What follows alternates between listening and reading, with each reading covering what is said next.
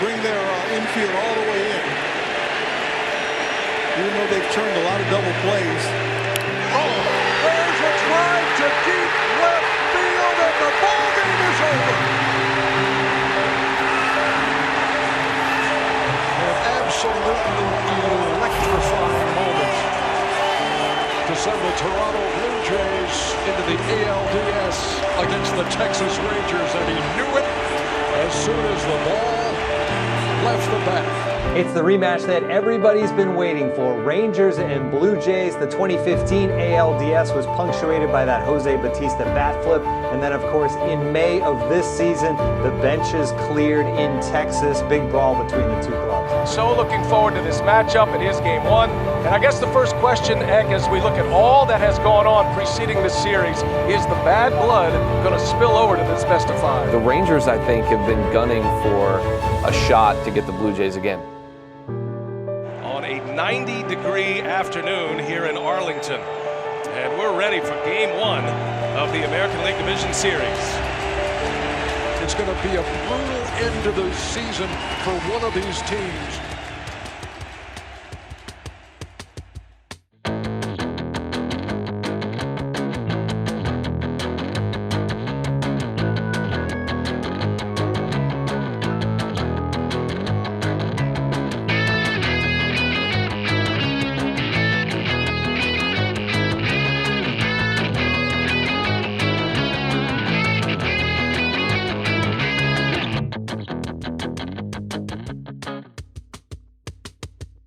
It's Sportsfeld Storytime. We are looking back at the 2016 AL Wildcard game. In the previous episode, Jose Bautista, Edwin Encarnacion, Josh Donaldson, all your favorites, squeak out a win against the Baltimore Orioles. Thanks to Ubaldo Jimenez. Thanks to Buck Showalter. Thanks to everybody but Zach Britton. One of the more fun games to follow. Whatever it was, the 6 days that encompassed the wildcard game and the 3 games of the ALDS were just a joy. Just a great time.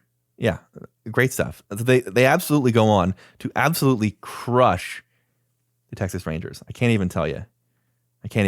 This is so much fun. Game 1, 10-1, no problem. Cole Hamels, what am I doing with my life? Why am I here? Game 2. A little closer. Jaw Happ with a 5-3 Blue Jays win. The Rangers trying to get this one back in the bottom of the 8th, but they just can't do it. And Osuna shuts the door in this one, I believe. What were the runs scored in this one? That was a Tulowitzki home run. And then in the top of the 5th, Pilar goes deep off Darvish. Right. Carrera goes deep off Darvish. Right, Darvish, playoff fraud. Encarnacion goes deep off Darvish. 3 home runs in the inning. And we're laughing. 5-1 Blue Jays. They hold on to it. Gomez and Desmond touch Liriano and Osuna, but Bobby Osuna closes the door. And then game 3, one of my favorite games, actually. Yes, me too. I loved this game. Thanksgiving Eve, I believe. I was also in the press box for this one and had an incredible view of how poorly things end up going. I was at Mayday Malone's RIP, a crappy bar on Bathurst that no longer exists. This one, I believe, who starts this game for the Blue Jays? This is It's an Aaron Sanchez start, was it not? It is an Aaron Sanchez start. Your memory for the 2015-2016 Blue Jays is startling. As I said, I was tied to this goddamn team. I remember because we were like, oh, we're up 2-0 going home with Aaron Sanchez. It's over. I mean, it was, but not again that easily. Great managing and choices by Gibby of how to structure the series. A leadoff walk comes down to hurt them in the first inning, but then bottom of the second, it's no problem. Encarnacion home run, Russell Martin home run, 2-1 Blue Jays. They cruise along a little bit. Donaldson and ground rule double RBI to score Carrera, who was always... He had a great playoff series. Always somewhere. There was legitimate debate, I remember after the year, of do they bring back Zeke? Encarnacion singles to score Donaldson. Rugi Odor hits a home run with 5-2. Joe Biagini gives up a 2-run double. Now it's 5. Right. Now it's 5-4. But then Zeke Carrera, pass ball, Tulowitzki scores, Keone Kela. The Blue Jays tie it up 6-6. We go to extras, one of my favorite moments in the last decade in all of baseball. Truly an insane play when you really think about it. Our beautiful crazy boy. Josh Donaldson has a leadoff double. They walk Encarnacion. A lot of walking guys to get to Bautista in this. Bautista strikes out swinging. And then Russell Martin, who was hitting after Bautista for some reason. Maybe the one thing Gibby did wrong. Russell Martin's hitting way too high in the lineup. Martin hits like the 20th. It's a chopper. The 20th ground ball, double play ball. Again, remember, Donaldson's on second here. Hits a ground ball to short. Elvis Andrews, sure, no problem. Goes it to second. Rugi Odor. Wouldn't be a Texas playoff series in Toronto without fucking up something defensive. Hard to throw to first with both hands around your throat like this. He bounces it. Mitch Moreland does not do a good job of picking it up. And Josh Donaldson, who is psychotic. Another payoff. And Martin on the ground. Andrews makes a play, goes to second, out there, throw to first. Oh, and what a play. But here comes the runner, Donaldson. He's saved. He's saved. The ball game is over. The Blue Jays are moving on to the ALCS.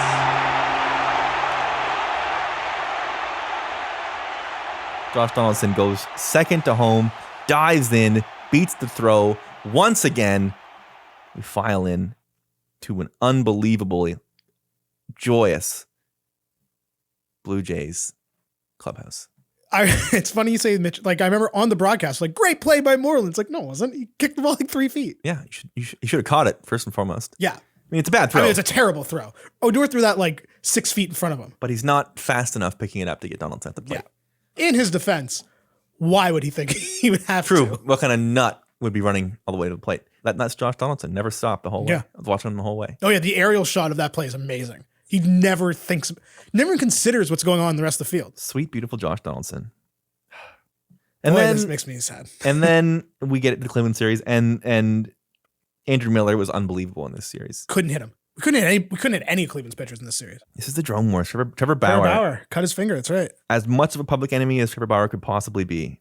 But the Jays, I think, they kind of beat themselves a little bit in this series. and they also weren't as good as Cleveland. No. But these weren't blowout games. Cleveland wins game 1, 2-0. Corey Kluber with a real shutdown game that the Blue Jays also played very well. Estrada, we love Marco, gives them 8 innings, 2 runs. It was just a home run, wasn't it? I believe 2-run home run. That was it. I believe it was. Man, we need to just blindfold you and throw. Yeah, and it was Lindor, of course. Yeah. He walked. Oh, right. He was unbelievable that year. He walked Kipnis and then gave up a home run to Lindor. Very nice game was a 2-1 ball game in Cleveland at the Prague. The thing that had happened with the way that they played in 2015 and 2016, the wild card, was even though they were down 2-0, I never believed they were going to lose this series. I did. I thought there was something that it just felt like we weren't going to hit them. They weren't the fun team anymore. Yeah. They needed to stop throwing beer onto the field. That was probably a Donaldson, and then Lindor matches him, and then that was it the whole way. Another tough one. They got 2-1 game. They had real tough. Hap had a great game. Game 3. I want to say it was the 7th thing. What was the final score of game 3?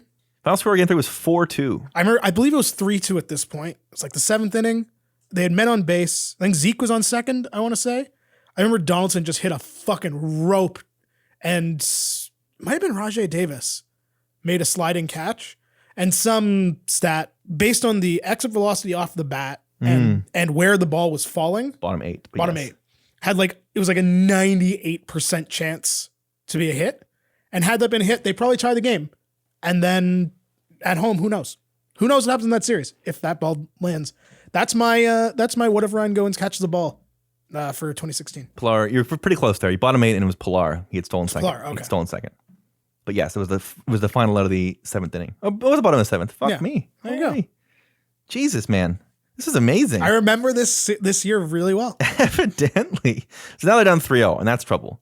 Back home, I believe they go back home and they have a little fun. This is they're super loose in this game. Edwin hits Batista leads off. That's what it was. That was right. Gibby was like, fuck it. We're going mask on. We're going nuts. The lineup is Batista, Donaldson, Encarnacion, Tulowitzki, Martin, Saunders. Martin's still hitting 5th. Fuck. I know. God love him. God love him. Edwin hits the RBI. Sanchez starts this game and is excellent. Yes. Edwin does hit Jesus. Yes. Because he does his pump. He does his he pumps up the bench as he's running to first. Right. And then I watched that game with Blake, I think. 5-1, a commanding win. A lot of runs late. It was 2-1 going into the bottom of 7th. This is one of the reasons why I remember this so well. That day, game 4, my mistake. Game 4, it was an afternoon game. I went to a bar and watched with Blake. I had my acting class, aforementioned. 408 at the time. And then went to the class, and then met up with Blake again to go to a concert. The reason I remember this was when I got home that night. That was the first time I spoke to my fiance. Wow. That day. Wow. Yeah. That's why that makes sense. That's why I remember this. So. The Blue Jays never scored another run in the playoff game. Yep. They lose 3-0. That's all she wrote. And that is the day I met my fiance because I was blackout drunk on our first date because I've been watching the game. Well, thanks a lot, Cassie. You remember the starter in that game for the Cleveland Indians? Shaking in his boots? No. Ryan Merritt. That's why I don't remember. Did you hear what Jose had said about you shaking in your boots prior to this baseball game? I heard it, but I didn't let it affect me or get to me. I mean, that's a good lineup. I mean, guess he's got a right to say it. I mean, it's my first start, but the emotions out there were kind of crazy at first, a little nervous, but as I settled down, just trusted myself, stayed within myself, tried not to let the crowd get to me too much, trust my defense, and just be myself out there. Jose said he's probably shaking in his boots, and he pitched 4 1/3 shutout innings, struck out 3, gave up 2 hits. Brian Shaw, Andrew Miller gives 2 2/3. Cody Allen with the save. Marco Estrada, 6 innings, 5 hits, 2 runs. Miller was just ridiculous that year. Andrew Miller was silly, and also somehow worse than Zach Britton. Yeah, he had a whole 1 ERA. Yeah, 1.45. Yeah. Unbelievable.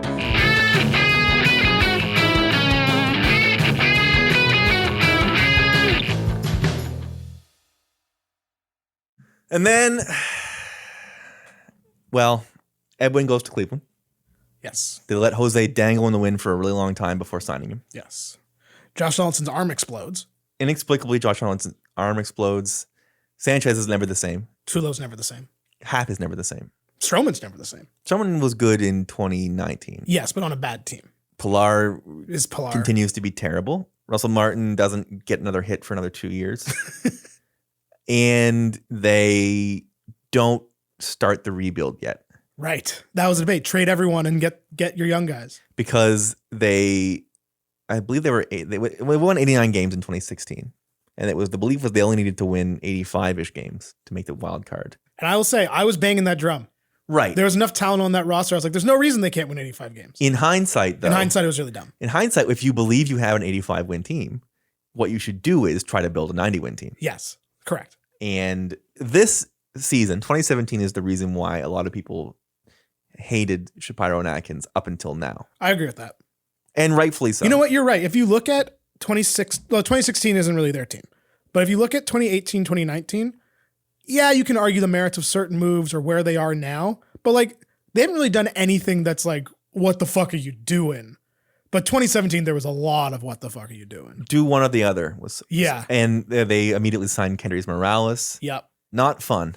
2017 was right, because then Edwin just kind of stayed on the market forever. And Jose, they let Jose dangle in the wind for a really long time, and then signed him to a really cheap contract, and then watched him wither away. I'll never forget the first game of the 2017 season against the Yankees. Giancarlo Stanton's first game against the Yankees. And we were just waiting for him to hit the piss of baseball, which he did. Opposite field too. Yeah. I remember sitting there. I think you were there with us. Possibly. They won 76 games the next year. I remember sitting in our seats for the opening game and just watching Josh Donaldson not able to throw the ball to first base. And as soon as you saw that, it was like, this season's not going to go well. I went to that season believing they were going to be a wild card team again.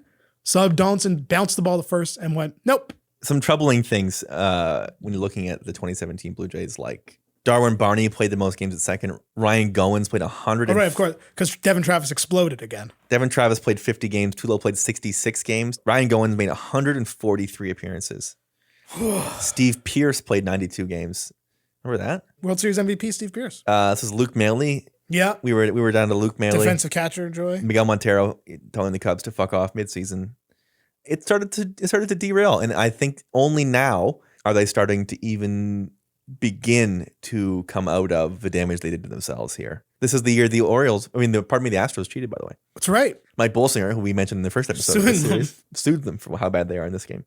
I remember the day you mentioned the Yankees. I was this team was so bad I quit my job, by the way. Oh, because you had to watch them, cover them every day. That's right. I remember saying to someone, I was like, if I thought the Jays were going to make the playoffs, I probably wouldn't leave Sportsnet right now. I was like, there's no way I'm going to a playoff game at the end of this. I need to broaden my horizons. A mistake. Yeah. But I get it. They were no fun. I remember the day, and it's funny, it was the Astros. The day I knew they weren't going to make the playoffs, it was that day they got shelled in Toronto. Melissa and I drove back from, I want to say, probably Port Elgin. And for the entire game was just the Astros. Every at-bat was just an absolute death. I've said before on our show that I thought the year after the Jose Reyes trade was the least fun Blue Jays season in my life. 2013, pardon me. I think this was. Yeah, it's up there. This sucked. It's a bad year. The game I'm thinking of was July 9th. That's the day I knew the season was over. They lost 19-1 at home against Houston. Ugh. I listened to the whole damn thing. I believe Kendrys Morales pitched in this game, and that turned his season around. Career around, because he barely ever played a baseball game in his life again. You know the story. The 2018 team goes 73-89. Even worse. It gets worse before it gets better. They add Aledmus Diaz. Josh Donaldson plays even less. Boy, were you talked yourself into Aledmus Diaz at a bar one night. Josh Donaldson only plays 36 games for the Blue Jays in 2018. Let's trade for Julian Merriweather on Labor Day 36 weekend. games. That's fucking unbelievable. That's unbelievable. 36 games. He was also in that, like, I don't want to fucking play for this team. I know, but oh my Lord. But yes, you're correct. Jan Hervis Solarte. Well, I could not have liked less. Oh, no, he was fun for April. Yeah. Remember? He had like a decent April, he danced. then it was fucking... He danced when they hit a home run. Yeah. Jaime Garcia, Sam Gaviglio is in your rotation. Chris Collins is on the team and jumped over guy. Yeah. Ryan Barucki made 17 starts that year. That's something. Ken Giles becomes your closer. Joe Biagini officially implodes, and that takes us into 2019, a team we all know quite well because the show was back by then. Yeah. Vlad, Bo, home run derbies, trades, you know the story. So we look back at this. How do you now look back at the 2016 team specifically, having seen the fallout from it, knowing how 2017 goes, looking back at it, what do you wish? Obviously, I wish they beat the from Cleveland, but like, what do you look at and say, what was the big misstep? Well, I mean, not going out and getting anything at the trade deadline. Right. And to your point, when you have an 85-win team, you go try building a 90. This was an 89-win team. Like, yeah, they played pretty shitty down the stretch. Right. But like, they weren't that far away from being as good as they were in 2015. And if they even play 500 ball in September, then Right. you're looking at an extra 4 wins. It's a 93-win team again. Exactly. I think that's the big question. And obviously, to your point, like the Shapiro-Atkins era did not get off on a great foot, especially considering what had happened the year before. The thing that I think about this season, though, now that I'm thinking about it in hindsight, is I think it's funny how we as sports fans have such short-term selective memory.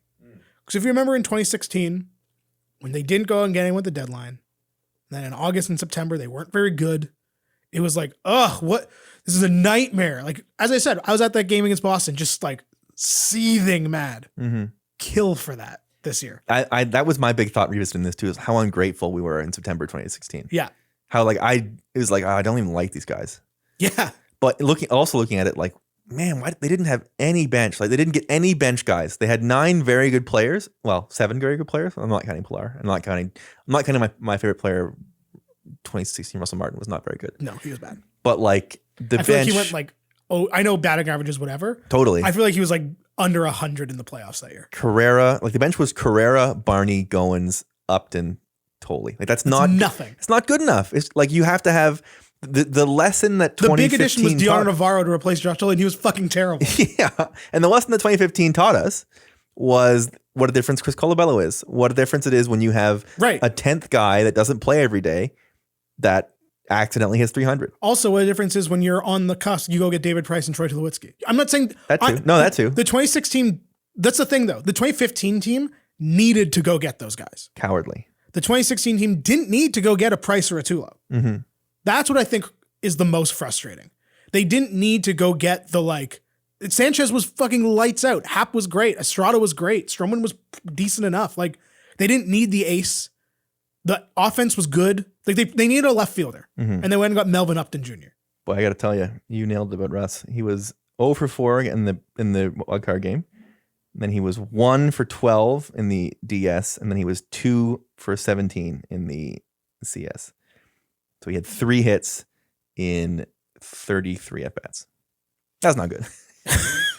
That's almost literally as bad as it gets. Yeah, it was 0.83 in the DS and 1.18 in the. He's bad. Yeah, but it was that extra depth, as you said. It was the extra starting pitcher. It was the extra reliever. Extra. Like it was the ability to say, we trust Marcus as a big game guy, and we trust Marco as a big game guy. You touched on it in episode 1. Got to look at that Liam Hendricks trade. Would have been nice to have Liam Hendricks. As much as he wasn't a star then, he was good though. Like he wasn't bad. But even just to that point of, it wasn't just in 2015 that they went out and got Price and they got Tulo. They also went out and got Revere because they needed a Revere. They got Lowe because they needed Lowe. They got Hawkins because they needed that. Like going and getting Scott Feldman is not enough. Going and getting Jason Grilli was not enough. There was more holes than like you should have had somebody ready for if Grilli was bad because Grilli wasn't very good. I think that's a good point. Yeah, the 2015 you had backups for the backups. Yes. Which is what you have to do to win the World Series. And like, again, Colabello was juicing and he was lightning in a bottle. But you can find a guy that trips into 15 home runs to play on your bench. Yeah. That is better than Ezekiel Carrera. There was no backup bat that you said, okay, everything like Melvin Upton Jr. is not good enough, frankly. Yeah. And he was the fifth outfielder. That's not you can't have you have to have a corner infield guy that teams don't want to face. And that I think is the big failing. And it's easy to look at this now and go, oh man, well, you should have traded Tellez. You should have traded Alford. You should have traded any of the pitchers that didn't turn out. Like there's no pitcher from that era that we're looking at now. So we're interested to see because the thing that I take away from this, and I think you touched on it well, and it's something that Mark Spiro himself has said, is they talk about how what they want to do now is build this team into an 85 win team so they can build it into a 90 win team. When they were handed an 89 win team and didn't turn it into a 95 win team. That like you could have still drafted Biggio, Bichette, and Zoik. They did. Right? They did. They did between 15 and 16. Why didn't you fully empty the cupboards that Alex left you? Anyway, that is the second edition of Sportsfeld Storytime. Thank you for coming along with us this month. If you have an idea for what our next Sportsfeld Storytime should be about, we've done one sweet and one sour. So whatever you think, think of a great moment. Obviously, the bat flip game is an easy one. We will get to. We will get to it, but like everyone knows it. If you have a creative, fun sort of seminal moment, we have to do a Raptors one, so keep that in mind, folks. We were going to get to those, put them in the Discord under the Storytime channel. But in the meantime, thank you all so much for subscribing and for paying and for being in the Discord and being active and fun members. You are the best community in all of podcast fandom. We thank you so much. We thank Clay and Sean and Dylan. And most of all, we thank you for listening to Sportsfeld.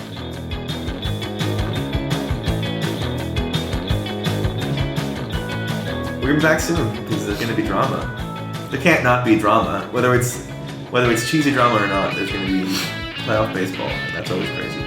We'll see you. And the best thing is it's like Wednesday, it starts tomorrow. The shit's like pretty much going to be completely over. I guess next time we talk to you guys, we'll either be very happy or very sad. What are the odds of that happening? We should name a part of the show after that. Hey, and maybe someone should sponsor it. Yeah. Yeah.